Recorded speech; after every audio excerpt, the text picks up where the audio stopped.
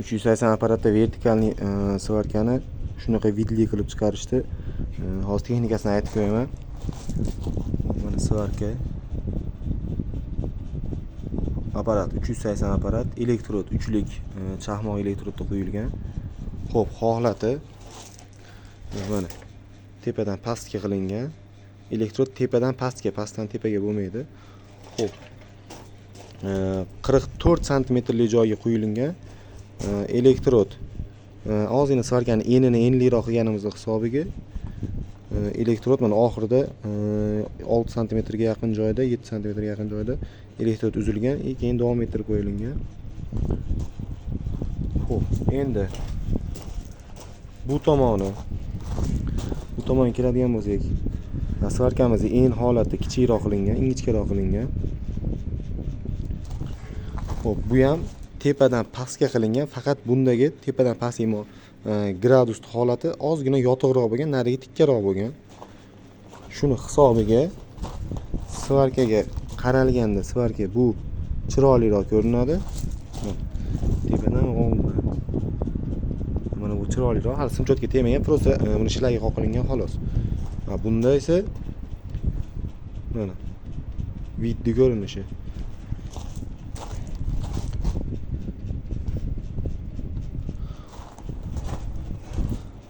Xo'p, buni ham tepadan pastga qilishlikning normasi bor. Bu tepadan pastga quyishlayotgan holatda oqayotgan shlak quyib kelayotgan joyda ustiga tushib turib, teshik hosil qilishi mumkin. Buni ehtimoli juda kattaroq. Birinchi svarka quyishlikda o'rganayotgan odamlar, misol novichok bolalar bo'ladigan bo'lsa, buni pastroq qilgani yaxshiroq. Ilojisi tekis holatda o'rgangani zo'rroq.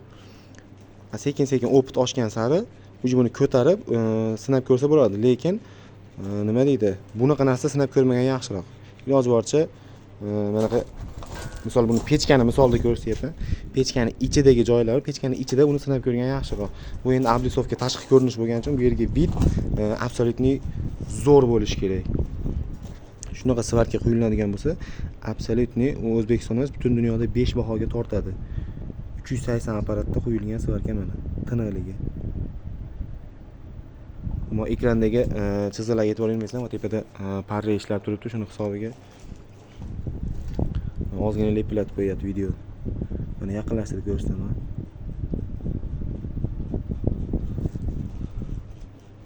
Shunaqa qilib quyiladigan bo'lsa svarka 5 ga tortadi, 100% tortadi. Xo'p, materialda stenasiga keladigan bo'lsa, material bu tomon ham 4 mmlik rossiyskiy yangi material. Keyin bunaqa svarka chiqarish uchun hozir ko'rsatib beraman.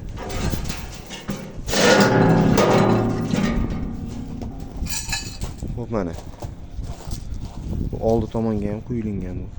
Buni ham ensizroq qilingan holatda. Xo'p, svarkani vida bunaqa tekis holatda, eni bir xil holatda bo'lishligi uchun birinchi o'rinda mana ikkala temirning yuzasi bir-biriga nisbatan tekislik bo'lishi kerak. Bunday qo'l o'tganda bir-biriga urilmash kerak, tekis yuza bo'lishi kerak. Svarka tekis yuzaga qo'yilganda svarkani mustahkamligi mustahkam emas bo'ladi deb o'ylaydigan bo'lsangiz, unaqa bo'lmaydi. Sabab nimaga? Apparat 380 bo'lganning hisobiga bosimda elektr kuchini ko'proq bo'lganning hisobiga keyin bunda eritishlik derajada o'zida bo'ladi.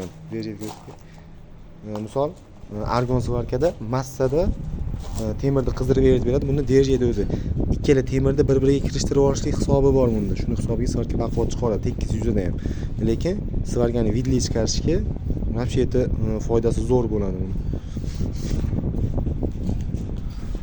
Tekis yuza 4 mmlik material mana. Shunaqa holatda bo'lsa, uni lazerda kesiladi, barakada kesiladi, farqi yo'q. Yuza tekis bo'lishi kerak. Bu bundan balandroq yoki bu bundan balandroq bo'lib qolishi kerak emas. Mana bu tomon bunga nisbatan balandroq bo'lsa bo'laveradi mana. Bu tekis yuza monga nisbatan 1 mm bundan o'sib turgan bo'lsa bo'laveradi. Svarkaning vidiga unchalik ta'sir qilmaydi. Agar professional odam quyadigan bo'lsa, endi boshlayotgan 1 oylik, 1 haftalik bolalar emas. Agar bu yuza balandroq bo'lib qolgan bo'lsa, svarkani xunuk qilishi, teshik chiqarishlik ehtimoli ko'payib ketib qoladi. Ma'lumot foydali bo'lgan bo'lsa like bosib qo'yamiz. Kimga qiziq bo'ladigan bo'lsa, shunaqa ma'lumotlar yana ma'lumot berib o'tamiz.